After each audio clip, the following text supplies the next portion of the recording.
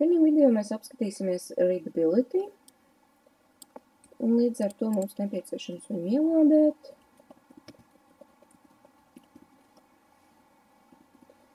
Atzipot un attiecīgi atvērt failu.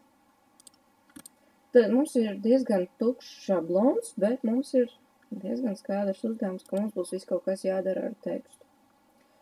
Mums dots CS5, mums ir studio. Un tad sāk rasties jautājumu, ko mums tur vajadzēs. Tad, pirmkārt, lai darbotos ar tekstu, mums vajadzēs string.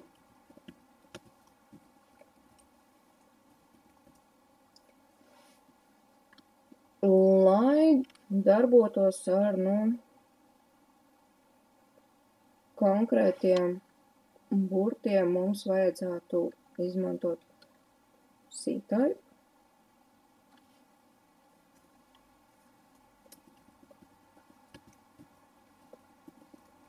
Mēs varēsim uzreiz noteikt, vai tie ir tie, ko mums vajag, un tam līdzīgas lietas. Un rezultātā mums ir jāiegūst apaļa klase, līdz ar to mums vajadzēs apaļošanu, kas ir iekš math.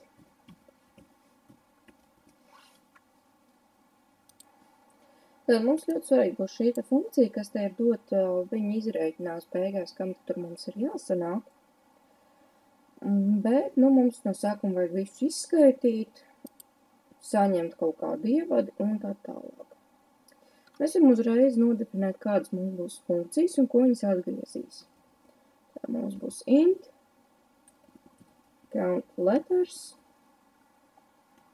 kuram mēs padosim string, input. Tas ir ļoti jauks vārds, tāpēc, ka viņš apzīmē burtiski to, kas tas ir. Tā ir kaut kāda ievada, kas ir nodota. Int, count sentences.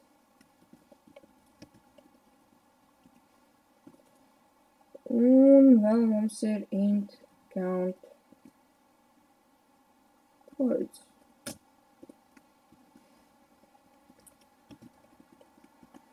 Un šeit parādās interesantais, ka šobrīd tas ir rakstīt pēc alfabēta, nevis pēc tā, kādā secībā mēs to darītu.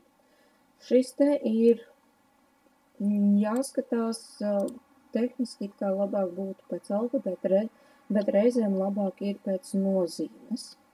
Līdz ar to jūs varat darīt kā kurā reizē, bet šobrīd būs rakstīts tā. Tālāk mums vajadzētu dabūt kaut kādu ievadi. Mēs viņu arī varam saukt par input, tam nekāda problēma nebūs. GetString mums nodrošinās, ka mums pilnīgi noteikti pienāk kā teksts. Un mums ir šeit norādīts, ka jābūt tekstu un tad atstarpītē. Tātad tā ir tā mana ievada. Tālāk man ir nepieciešama mainīgi, kuros es ierakstīšu skaitu. Es varu arī saīsināt kādu daļu, varu rakstīt pilniem vārdiem. Galvenais ierakstīt pareizi funkcijas nosaukumu. Tas, ka mēs viņu esam arī augšā šeit uzrakstījuši, nozīmē, ka šeit pa vidu rakstot, viņi jau uzreiz tiks atpazīta. Mums nav jāuztraucas par to, ka kaut gan it kā mums nav nekāda satura vēl, ka mēs nevarētu rakstīt. Jā, tehniski, ja mēs mēģināsim izsaukt funkciju, notiks kļūda, jo viņa nav definēta, viņa neko neatgriež. Ja viņai nebūtu norādīts, ka viņa kaut ko atgriezies un būtu šeit vārdiņš void, tad mums ar to nebūtu īsti problēmas, bet tā kā mums kaut kas ir jāieraksta mainīgajiem, tad, diemžēl, nāksies visu rakstīt. Tālāk mums ir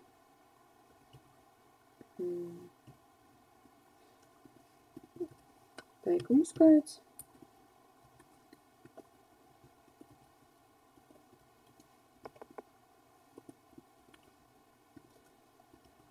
Un mums ir vārdu skaits. Tad redzam, ka saīsnotus vienkārši izlaižu patskaņus.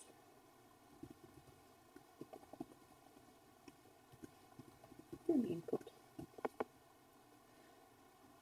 Attiecīgi, ja mēs gribētu, lai tīri mēs varētu palaist un visu aizietu, mums būtu bišķīt jāpapildina.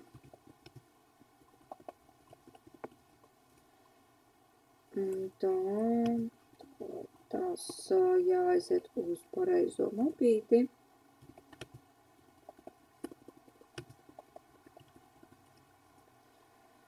Jo redzam, kad failo jau funkcija it kā ir ierakstām, tātad šim te pašam kodu redaktoram visas atlēmas, ka viņi eksistēs, bet izveidot mēs nevaram. Ja?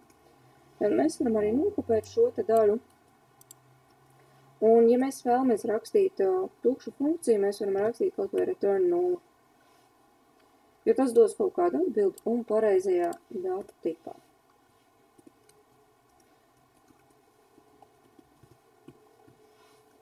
Tas ļaus mums pārbaudīt, vai mēs pagaidām it kā visu rakstam pareizi, kaut gan it kā nekas vēl netiek rēķināts.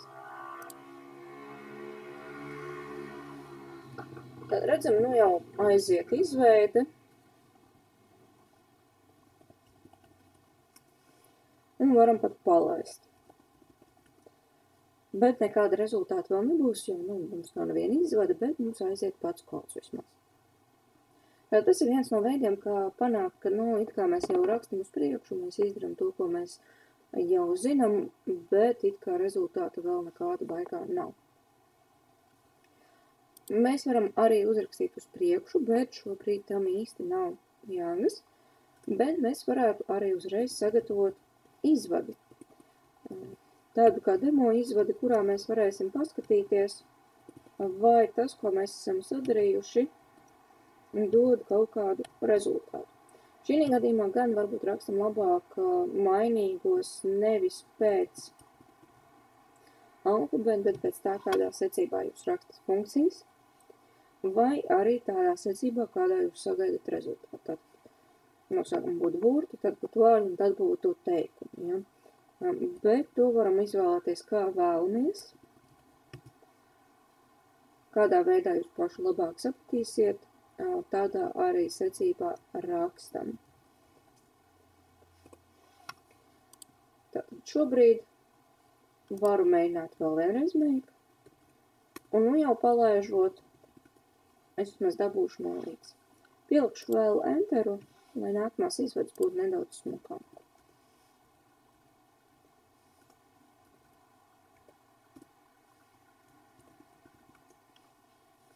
Tātad vismaz nolīdz es esmu dabūjusi. Tālāk mums ir jāizskaita reāli, vismaz vārdi, burti un teikumi. Sāksim ar vienkāršāko, sāksim ar burtiem. Tad, pirmkārt, mums ir jānosaka tātad šis te burtu skaits vai arī teksta garums, saucam kā vēlamies, bet tam mēs izmantosim stringlēm. Tad, atceramies, to mums nodrošina string bibliotēka. Tālāk mums vajag kaut kādu totalu, kurš skaitīs, cik tur burtiņi ir. Un tad cikliski mēs iesim cauri visām vērtībām. Līdz ar to mums ir atkal int I, kurš sāks ar 0, kurš ir mazāks par len. Un attiecīgi I++. Tad, ja citos uzdevumus es izmantoju vārdu count, tad šeit es izmantoju vārdu len, jo tas apraksta teksta garumu. Tālāk mums ir jāpārbauda, vai tas ir burts. Mēs varam pārbaudīt vai nu iz alfa, vai nu iz upper, iz lower. Ir nianses, protams, šim te, bet kopumā darāt abi varianti. Parādīšu, kā ir ar diviem variantiem, tāpēc, ka mums pēc tam būs vēl vairāk varianti, tad mēs tiksim līdz pieturzīmēm. Tad es varu ierakstīt iz upper un input I.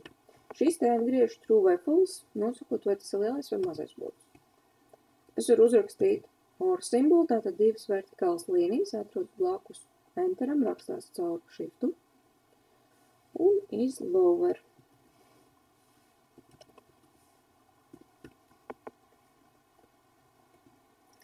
Attiecīgi total plus vienāds 1. Un return 0 mēs nomainam uz return total.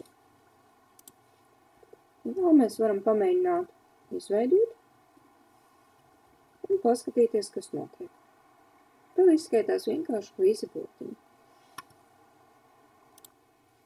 Tad tikpat labi šo te rindiņu mēs varam aizstāt ar if is alpha.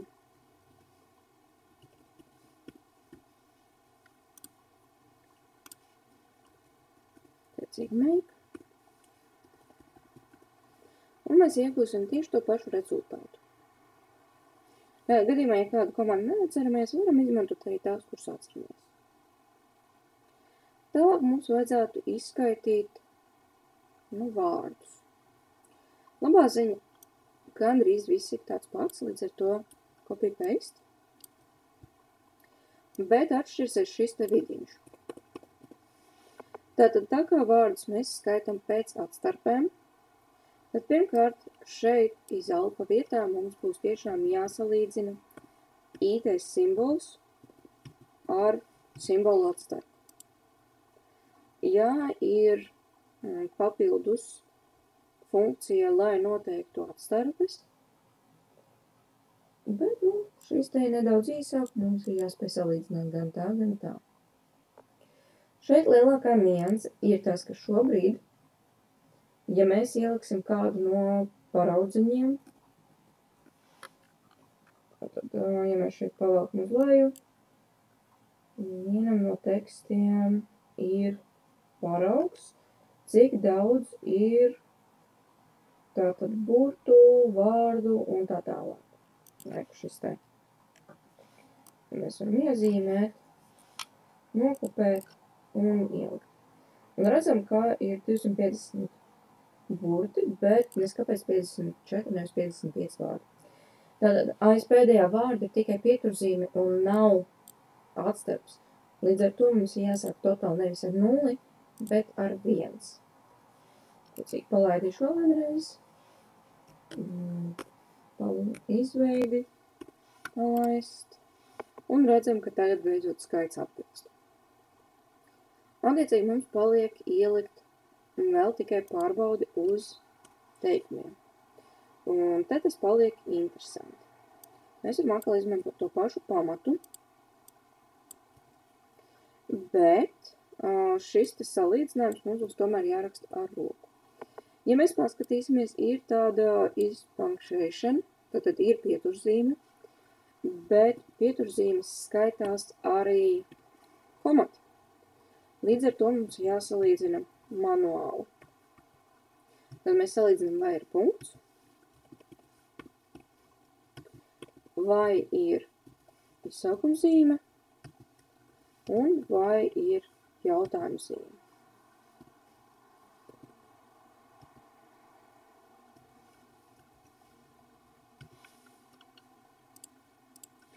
Un atkal make, palaist. Nokopēsim pa jaunam vērtību. Un redzam, ka ir atrasti 2 teikumi. Reku ir 1 punkts un reku ir 2 punkts. Tāda skaitīšana jau mums strādā korekti, un mēs varam atgriezties pie maģiskās formulas. Tā formuliņa nosaka sarežģītību tekstam, bet mums ir kaut kas tur vēl jārēķina. L un S ir vidējais skaits uz 100 vārdiem. Viens ir burtu, otrs ir teikumi. Tad šo te mēs varam aizkomentēt vai izcēst. Un komentārā ielikšu šo te formulu. Jo mēs viņu varēsim arī pēc mirklīša izmantot. Tādu pašu, kādu viņi ir, tikai vajadzēs pierakstīt šo tulkot. Tātad L un S, tā kā tās ir vidējās vērtības, tad viņi būs float. Attiecīgi, L ir vidējais burtu skaits uz 100. Tad tas būtu letter count dalīts ar word count. Tā. Un reiz 100. Jo šis te dalās tā kā koeficientu veidīgi un sanāk, ka no sākuma izrēķina vidējo burtu skaitu uz vienu vārdu, un tad mēs pārreikinām uz 100 sareizinot ar 100. Bet šis te mums dos nepareizu rezultātu. Tad, ko es domāju nepareizu rezultātu, tūlīt redzēsim, kad es izvadīšu. Tātad, it kā ir float, bet vai mums tur sanāk tiešām float? Tas jautājums. Tad make readability, burtiņu aizmirsu.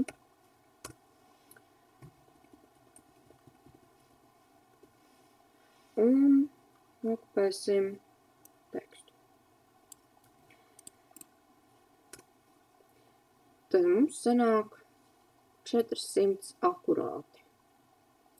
Nu, diezgan neiespējami, bet nu labi. Tātad, ja mēs paskatīsim te zemāk, tad skatāmies, ka te ir rakstīts, ka jābūt 464. Kāpēc mums tā notiek? Tāpēc, ka šie te abi divi ir vesels skaitlis, un par spīti tam, ka mēs viņus dalām, tur izveidojas vesels skaitlis. Līdz ar to pirms šī te ir iepriekš jāieraksta iekavās float, un lai visu konkrēto darbību mēs pārvērst, ka viņa jau notiks tā, kā mums vajag, ar decimālu daļskaitļiem. Tā, tagad mums sanāk pareizes. Tad mums ir jāuzraksta otra darbība, kurai ir jāņem vērā tieši tā pati nianse.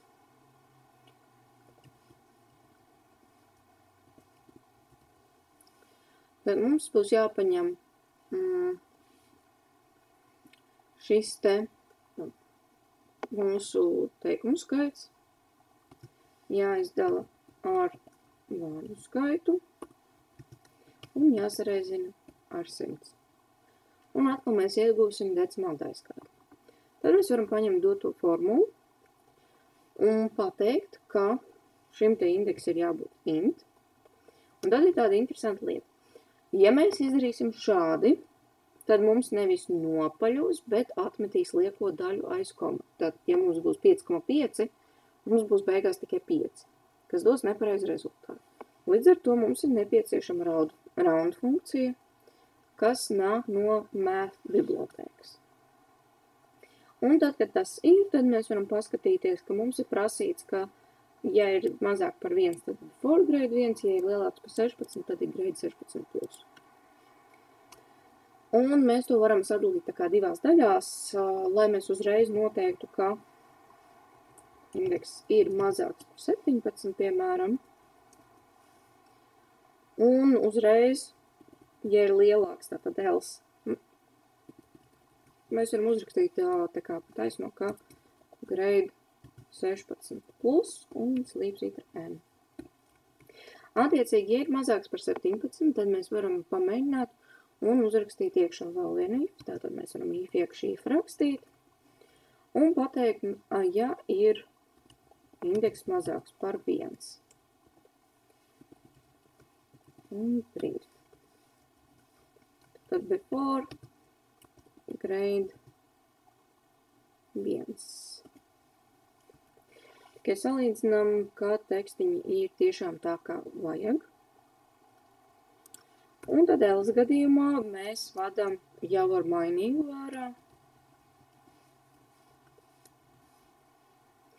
Tad grade, atstarpe, integer, /n. Un noradam savu indeksu. Un tad tagad mēs varam pamēģināt vēl vienreiz izveidot programmu un palaist to. Grade 3. Okay. Pavilksim uz leju līdz piemēriem. Mums tā tad interesētu before grade 1. Ir. Atrast piemēru 16 plus. Un palaist to. Okay, tik tālu ir sanācis. Tātad, kad mēs esam pārbaudījuši tādas tā kā robežu vērtības, kur mums mainās nosacījums, mēs varam palaist lielo pārbaudi un paskatīties, vai mēs tiešām visu izdarījām pareizi.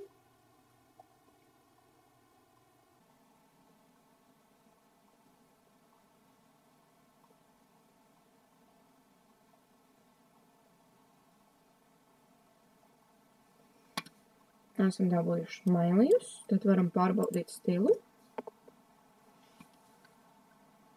apstiprināt izmaiņas un tad iesniegt uzdevumu. Iesniedzot galvenais neaizmirst uzrakstīt yes.